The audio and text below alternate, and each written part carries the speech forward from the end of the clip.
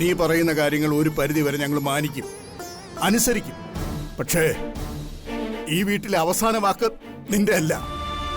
അത് എന്നെ ചിതയിലേക്ക് എടുത്തു വെച്ച ശേഷം മതി.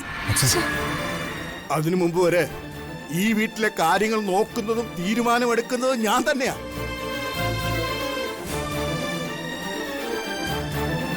എന്റെ മക്കൾ അവർക്ക് തോന്നുമ്പോഴൊക്കെ ഇവിടെ വരും. നിനക്കിഷ്ടമില്ലെങ്കിൽ ആ സമയത്ത് നീ എങ്ങോട്ടെങ്കിലും ഇറങ്ങിപ്പോ.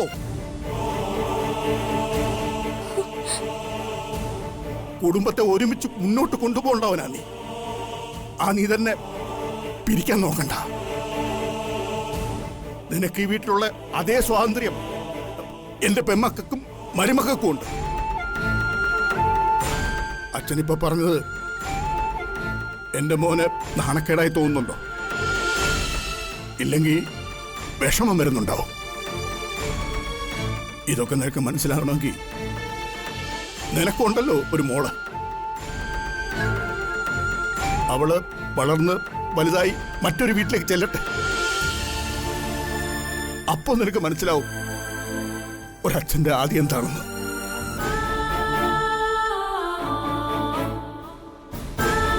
അപ്പോഴേ മനസ്സിലാവും. അങ്ങനെ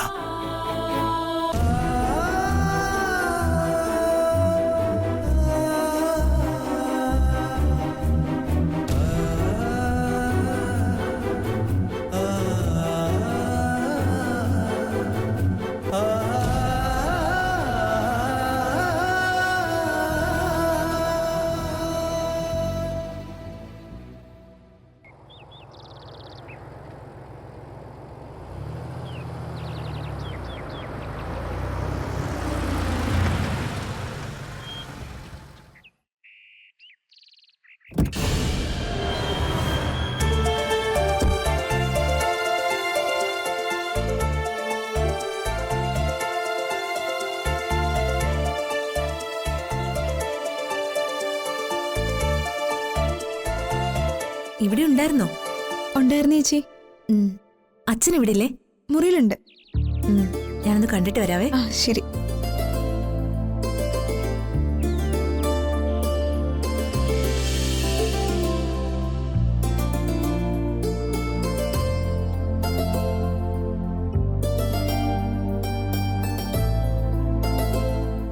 അച്ഛാ. ഇതാര്? സന്ധ്യമോളോ? സുഖാണോ അച്ഛാ? സുഖാണോന്ന് ചോദിച്ചാ നടന്നൊക്കെ നീ അറിഞ്ഞില്ലേ? അതിൽ നിന്നൊക്കെ ശരിയായി തിരികെ വന്നുകൊണ്ടിരിക്കുന്നു. ഇവിടെ പ്രശ്നങ്ങൾ ഒഴിഞ്ഞ് നേരമില്ലാത്തതുകൊണ്ടാ മോളെ വന്ന് കാണാൻ പോലും പറ്റാത്തത്. ഭർത്താവ് മരിച്ച ദുഃഖത്തിലിരിക്കുന്ന നിന്നെ മക്കള് കാരണം ചത്ത് ജീവിക്കുന്ന ഞാൻ വന്ന് എന്താശ്വസിപ്പിക്കാനാ? അതൊക്കെ പോട്ടെ. നീ ഹോസ്പിറ്റലിൽ വീണ്ടും പോയി തുടങ്ങിയോ? ഇല്ല, അതിനെക്കുറിച്ച് ഇതുവരെ ആലോചിച്ചില്ല. ആലോചിക്കണം. എന്നിട്ട് പോകാമെന്ന് തീരുമാനിക്കുകയും വേണം. ദുഃഖങ്ങൾ കൊണ്ട് സമ്പന്നമായ ജീവിതം നമ്മുടേതൊക്കെ. ഓരോന്ന് ആലോചിച്ചാൽ കരയാനും വിഷമിക്കാനും മാത്രമേ സമയം കാണൂ. അതുകൊണ്ട് മറക്കേണ്ടതൊക്കെ മറന്ന് നീ നിന്റെ തിരക്കുകളൊക്കെയായി മുന്നോട്ട് പോകണം. അപ്പൊ ക്രമേണ എല്ലാം മറക്കാൻ പറ്റും. എന്തു വന്നാലും ഈ 4 ചുവരുകൾക്കുള്ളിൽ അനുഭവിക്കാനായി എൻ്റെ യോഗം.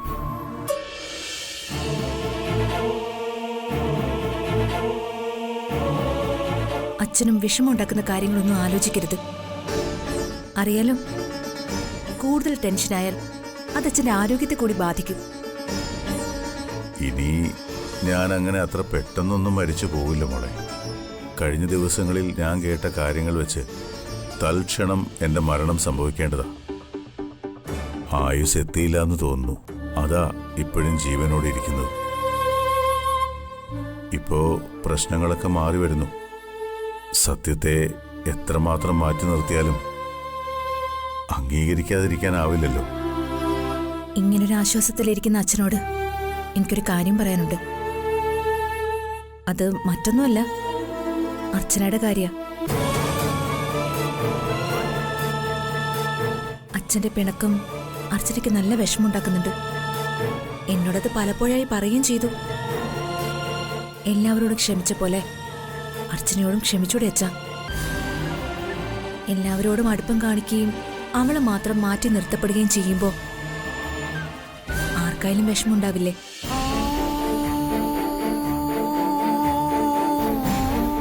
മുന്നേ അകറ്റി നിർത്തിയിരുന്നെങ്കിൽ കുഴപ്പമില്ലായിരുന്നു. ഒരച്ഛന്റെ സ്നേഹവും വാത്സല്യവും എല്ലാം കൊടുത്തിട്ട് പെട്ടെന്നത് നഷ്ടപ്പെടുമ്പോൾ അവൾക്കത് വല്ലാതെ വിഷമമുണ്ടാക്കി എന്നുള്ളതാണ് സത്യം.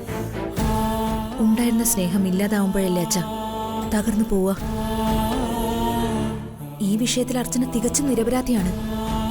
സന്ദീപിന്റെ ആതിരയുടെ ഒപ്പം നിന്നു എന്നേ ഉള്ളൂ. ഇത് ഇത്രയും പ്രശ്നത്തിലേക്ക് പോവെന്ന് അവളും കരുതിയില്ല. അച്ഛനെ ക്ഷമിച്ചൂടെ അവളോട്? ഞാൻ അർച്ചനയോട് കാണിക്കുന്ന അകൽച്ചയുടെ കാരണം നീ തന്നെ പറഞ്ഞു കഴിഞ്ഞു. ഒരച്ഛൻ്റെ സ്നേഹവും വാത്സല്യവും എൻ്റെ മക്കളോടെന്ന പോലെ തന്നെയാ അർച്ചനയ്ക്കും കൊടുത്തത്. എന്നിട്ടും അവൾ എന്നോട് ഇങ്ങനെ ഒരു ചതി കാണിച്ചപ്പോൾ ഒരു തരത്തിലും എനിക്ക് ക്ഷമിക്കാൻ കഴിഞ്ഞില്ല. അത്രമാത്രം ഈ വീട്ടിലും സമൂഹത്തിലും ഞാൻ അപമാനിക്കപ്പെട്ടു.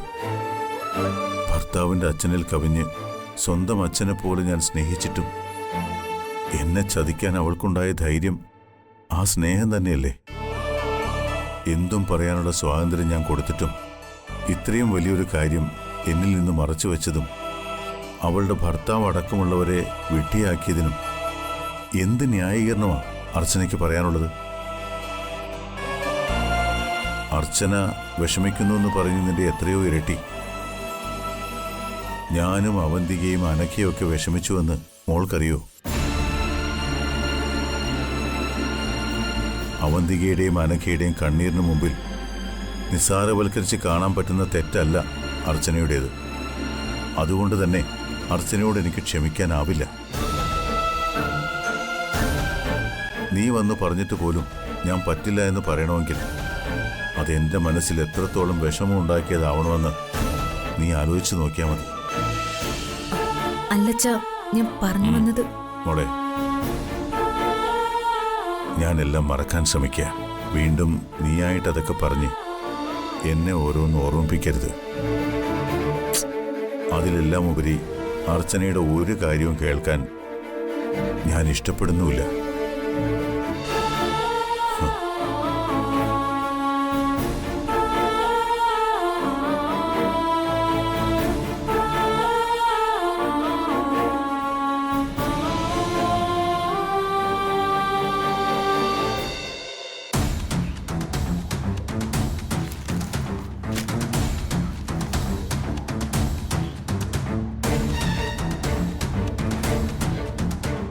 ചേച്ചി ഇവിടെ പത്രവും വായിച്ചുകൊണ്ടിരുന്നു.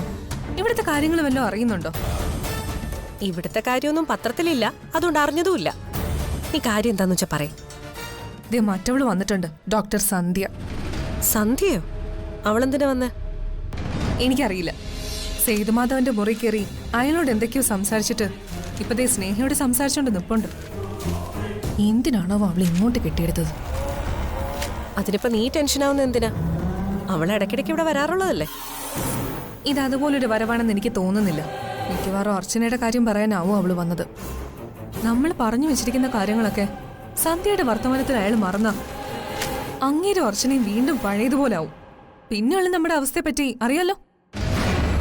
ഇനി അങ്ങേരുടെ അടുത്ത് ഓരോന്ന് പറഞ്ഞു അയാളുടെ സ്വഭാവം മാറ്റി കാണുമോ എന്തോ. എനിക്കേ ഈ സന്ധ്യ എത്ര നാളായിട്ട് അറിയാം? കറക്റ്റ് കണക്കൊന്നും എന്റെ കയ്യിലില്ല, കുറെ നാളോട്ട് അറിയാം. എന്നാലേ എനിക്ക് അവളെ നിന്റെ പ്രായം തൊട്ടറിയാം. അവളൊരു കാര്യം എങ്ങനെ ഏത് വഴിക്ക് ചിന്തിക്കുമെന്ന് എനിക്ക് നല്ല വ്യക്തമായിട്ട് അറിയാം. കുറെ കാലം പരസ്പരം കൂട്ടുകാരികളായി തോളിക്കൈയിട്ട് നടന്നവരല്ലേ ഞങ്ങൾ. നമ്മൾ ചിന്തിക്കുന്നതിന്റെ പകുതി പോലും അവൾക്ക് ഊഹിക്കാൻ പറ്റില്ല. അർച്ചനയുടെ ഉപദേഷ്ടാവ്, അതിനപ്പുറം ഒരു പട്ടവും സന്ധ്യക്ക് നീ ചാർത്തി കൊടുക്കണ്ട. സന്ധ്യ പറയുന്നതൊക്കെ കേട്ട് അവസാനം കുഴി ചാടാനാ അർച്ചനയ്ക്ക് യോഗം. മനസ്സിലായോ നിനക്ക്? എനിക്ക് മനസ്സിലായി.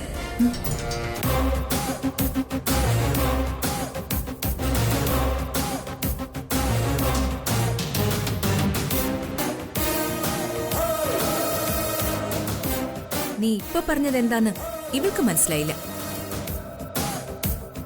പക്ഷേ എനിക്ക് മനസ്സിലായിന്ന്.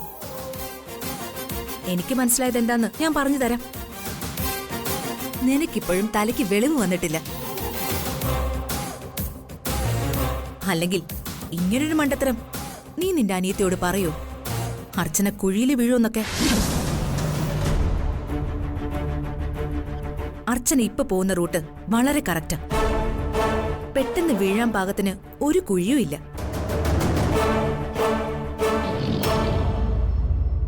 അതിന് അർച്ചനയ്ക്കൊരു ഉപദേഷ്ടാവിന്റെ ആവശ്യവും ഇല്ല. നീ നേരത്തെ പറയുന്നത് കേട്ടു, ഞാനും നീയും പരസ്പരം തോളിൽ കൈയിട്ട് കൂട്ടുകാരിയായി നടന്നതിനെ പറ്റിയൊക്കെ. നിനക്കതൊക്കെ ഇപ്പോഴും ഓർമ്മയുള്ളതുകൊണ്ട് ആ പഴയ കൂട്ടുകാരിയായി നിന്ന് ഞാൻ നിന്നോടൊരു കാര്യം പറയാം. നിന്നെ അർച്ചന പൂട്ടു അവന്തികെ. ഇനി അങ്ങോട്ട് നിന്റെ കഷ്ടകാലം ആരംഭിക്കാൻ പോവാ. നീ ഇങ്ങനെ എന്നെ ഓരോന്ന് പറഞ്ഞ് പേടിപ്പിക്കാന്ന് കരുതിയാണോ? എങ്കിൽ ഇനി ഇവിടെ നിൽക്കണമെന്നില്ല. നിന്നെ കൊണ്ടും അർച്ചനെ കൊണ്ടും എന്തൊക്കെ സാധിക്കുമെന്ന് എനിക്ക് വ്യക്തമായിട്ട് അറിയാം. പിന്നെ എനിക്കൊരു കഷ്ടകാലം വന്ന അത് ഈ വീട്ടിലുള്ള എല്ലാവർക്കും ഒരുമിച്ചുള്ള കഷ്ടകാലമായിരിക്കും. എന്നെ പുറത്താക്കാനുള്ളതൊന്നും അർച്ചനയുടെ കയ്യിൽ ഇല്ല സന്ധ്യ. നീ ഇനി എങ്ങനെയൊക്കെ അവൾക്ക് തന്ത്രം ഓതിക്കൊടുത്താലും എന്റെ മുന്നിൽ വന്ന് നിന്ന മുട്ടിടിക്കും അവളുടെ. നീ ഇപ്പൊ വന്ന കാര്യം എന്താന്ന് എനിക്കറിയില്ല. സേതുമാധവന്റെ അടുത്ത് അർച്ചനയുടെ നിരപരാധിത്വത്തെ പറ്റി പറയാനാണെങ്കിൽ അത് പറഞ്ഞിട്ട് വേഗം വീട് പിടിക്കാൻ നോക്ക്.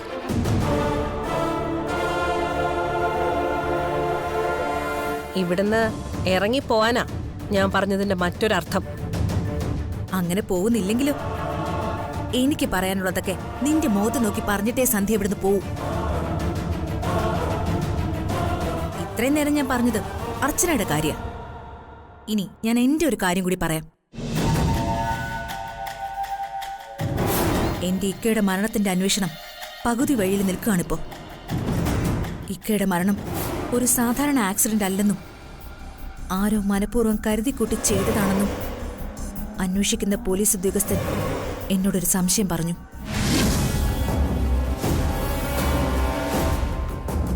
ആ സംശയം ശരിവയ്ക്കുന്ന അന്നു മുതൽ ഇതിന് പിന്നിൽ ആരാണെന്ന് ഞാൻ മുന്നിട്ടിറങ്ങി അന്വേഷിക്കും. ആ അന്വേഷണം വന്നു നിൽക്കുന്നത് ദാ ഇതുപോലെ ഞാനും നീ മുഖാമുഖമാണെങ്കിൽ ഒരിക്കൽ കൂടി നിന്റെ തോളിൽ ഞാൻ കൈവയ്ക്കും. അത് പഴയ കൂട്ടുകാരിയായല്ല, എന്നെ വിധവയാക്കിയ കാരണക്കാരിയെ കഴുത്ത് ഞെരിച്ച് കൊല്ലാൻ വേണ്ടിയായിരിക്കും.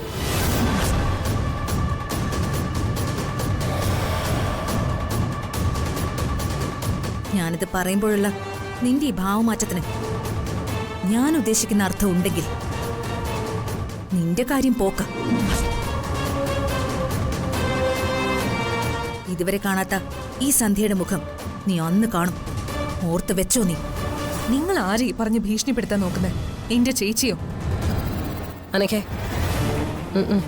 ചേച്ചി മിണ്ടാതിരിക്കും. ഇവര് കുറെ നേരമല്ലോ നിന്ന് പ്രസംഗിക്കുന്നു, അതും നമ്മുടെ വീട്ടിൽ കയറി വന്നിട്ട്. ഇതൊക്കെ കേട്ട് പേടിക്കുന്നവര് കാണും. ഞങ്ങൾ ആ ഗണത്തിൽ കൂട്ടണ്ട നിങ്ങൾ. നിന്നോട് ഞാൻ മുൻപും പറഞ്ഞിട്ടുണ്ട്, എന്നോട് ഇമാതിരി വർത്താനം പറയരുതെന്നും നീ എന്റെ തരവല്ലെന്നും. ആളും തരവും നോക്കാതെയുള്ള നിന്റെ ഈ വായ്ത്താളമൊക്കെ ദേ ഇവിടെ നിന്റെ ചേച്ചിയുടെ അടുത്ത്. എന്നോടാ ശീലം കൊണ്ട് വന്നാലുണ്ടല്ലോ അടിച്ചതിന്റെ കരണക്കുറ്റി ഞാൻ പൊട്ടിക്കും. സമയം കിട്ടുമ്പോഴേ അനിയത്തിക്ക് പറഞ്ഞു കൊടുക്കണം കൂട്ടുകാരി അല്ലാത്ത സന്ധ്യയെ പറ്റി.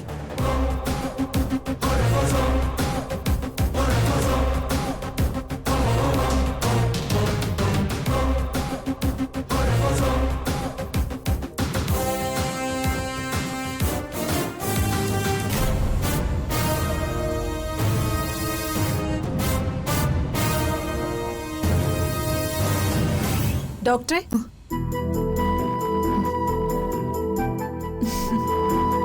ചായ? ചായയൊന്നും വേണ്ടായിരുന്നു മീരെ. അത് സാരമില്ല, കുടിച്ചിട്ട് പോയാ മതി. അല്ല, ഞാൻ വന്നു എങ്ങനെ അറിഞ്ഞു? സ്നേഹമെന്ന് പറഞ്ഞു. ആഹാ, ആതിര എവിടെ? മോളിലുണ്ട്, ഞാൻ വിളിക്കാം. ഡോക്ടർ ഇരിക്ക്. ആതിരേ,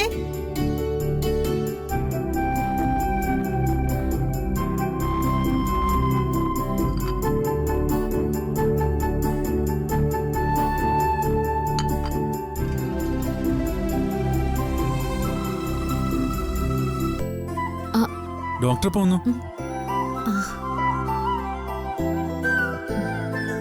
കുറച്ചു നേരമായി.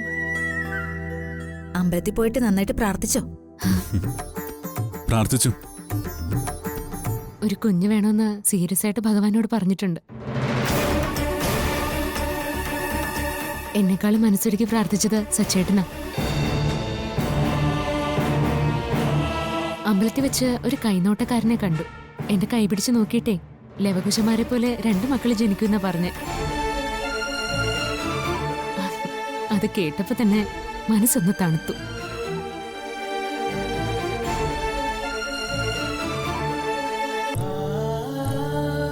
ആഹാ, വാ.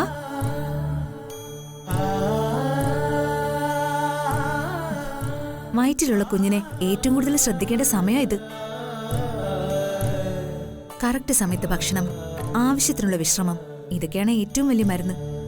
പിന്നെ പ്രാർത്ഥനയും. ഒരു തരത്തിലും മനസ്സ് വിഷമിക്കരുത് കേട്ടോ. ദാ, എന്നാ ഞാൻ ഇറങ്ങട്ടെ. ശരി. ഡോക്ടർ അച്ഛനെ കണ്ടായിരുന്നോ? കണ്ടു, സംസാരിക്കുകയും ചെയ്തു. ആ എന്നാ ഞാൻ ഇറങ്ങട്ടെ. ശരി. അർച്ചന, 1 മിനിറ്റ് ഒന്ന് വന്നേ. സച്ചേട്ടാ ഇപ്പൊ വരാവേ. ആ ആ സച്ചി, ഞാൻ ചായ എടുക്കാം.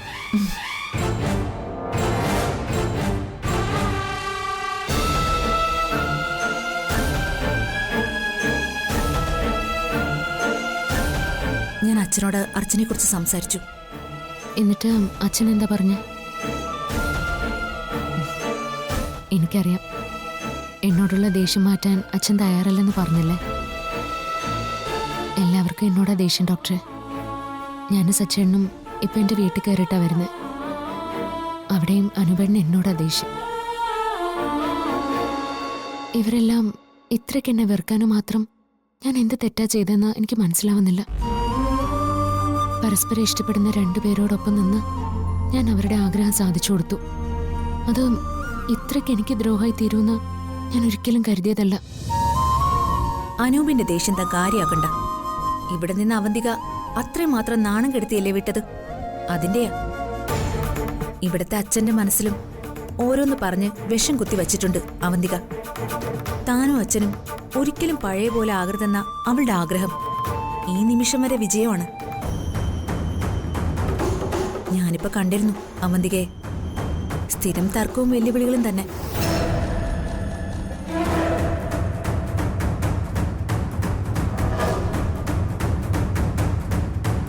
നിങ്ങൾ അടുക്കാൻ തുടങ്ങിയെന്നറിയുമ്പോഴൊക്കെ അവന്തിക അച്ഛനെ ഓരോന്ന് പറഞ്ഞ് ആശയക്കുഴപ്പത്തിലാക്കും. ഒറ്റപ്പെടുത്തി ഇല്ലാതാക്കുക എന്നുള്ളതാണ് അവളുടെ നയം. ഇതിലിപ്പോ നമുക്കൊന്നും ചെയ്യാനില്ലെന്നുള്ളതാണ് വാസ്തവം. അച്ഛനായാലും അനൂപായാലും സ്വയം മനസ്സിലാക്കിയിട്ടേ എനിക്ക് കാര്യമുള്ളൂ.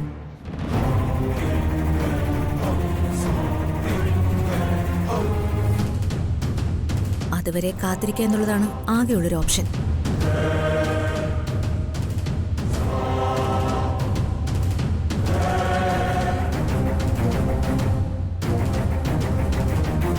പിന്നെ ഞാനിപ്പോ ഇങ്ങോട്ട് വന്നത് തന്നെയും കുട്ടി ഒരു സ്ഥലം വരെ പോകാന്ന് കരുതിയ. താൻ പറഞ്ഞില്ലേ അവന്തികയുടെ ഒരു അമ്മാവന്റെ കാര്യം? അയാൾ മുൻപ് താമസിച്ചിരുന്ന വീടിന്റെ അഡ്രസ്സ് കിട്ടിയിട്ടുണ്ട്.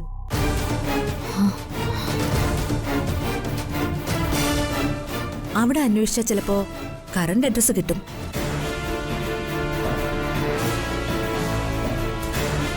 അർച്ചന സമയമുള്ളതുപോലെ പറയും, നമുക്ക് അവിടെ വരെ ഒന്ന് പോവാം. ഡോക്ടർ ഇന്ന് പോവാന്ന് കരുതിയല്ലേ വന്നത്? എന്നാ നമുക്കിപ്പോ തന്നെ പോയാലോ? ഇനിപ്പോയാ സമയത്തിന് തിരിച്ചു വരാൻ പറ്റിയെന്ന് വരില്ല. ഇവിടുന്ന് കുറച്ച് പോണം. എവിടെയായാലും സാരമില്ല, നമുക്കിപ്പോ തന്നെ പോവാം. ഞാൻ പറഞ്ഞില്ലേ അവന്തിയെടുത്ത് പറഞ്ഞ കാര്യം? ആ അമ്മാവനെയും കൂട്ടുപിടിച്ച് ഉടനെ എന്തോ വലിയ പദ്ധതി നടത്താൻ അവർ പ്ലാൻ ചെയ്യുന്നുണ്ട്. അതിനു മുമ്പ് ഏതെങ്കിലും വഴിക്ക് അത് നമ്മൾ തടഞ്ഞേ പറ്റൂ. അതാ ഞാൻ പറഞ്ഞത് ഇപ്പൊ തന്നെ പോവാന്ന്. അർച്ചനയ്ക്ക് കുഴപ്പമൊന്നുമില്ലെങ്കിൽ നമുക്ക് പോവാം. തമ്പാ അല്ല, സച്ചിയോട് പറയണ്ടേ? അതൊക്കെ ഞാൻ പറഞ്ഞോളാം. വേഗം പോവാം, വാ.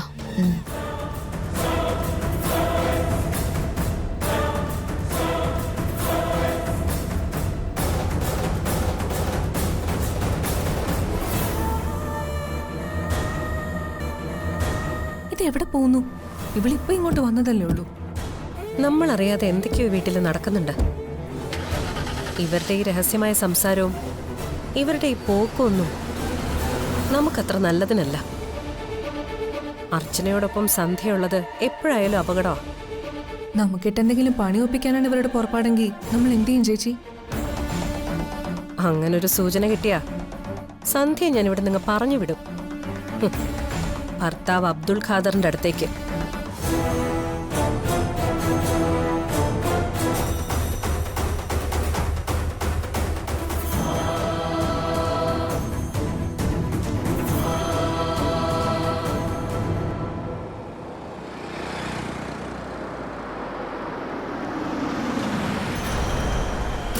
ദേ, ഈ കടയിൽ നമുക്കൊന്ന് അന്വേഷിക്കാം. ഇതുപോലുള്ള കടകളിൽ അന്വേഷിച്ചാൽ എന്തെങ്കിലും വിവരം കിട്ടാതിരിക്കില്ല. താൻ ഇറങ്ങ്.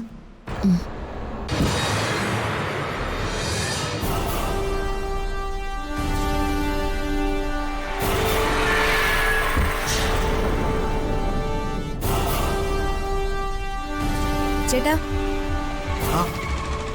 ഈ അഡ്രസ് എവിടെയാണെന്ന് ഒന്ന് പറഞ്ഞു തരാവോ?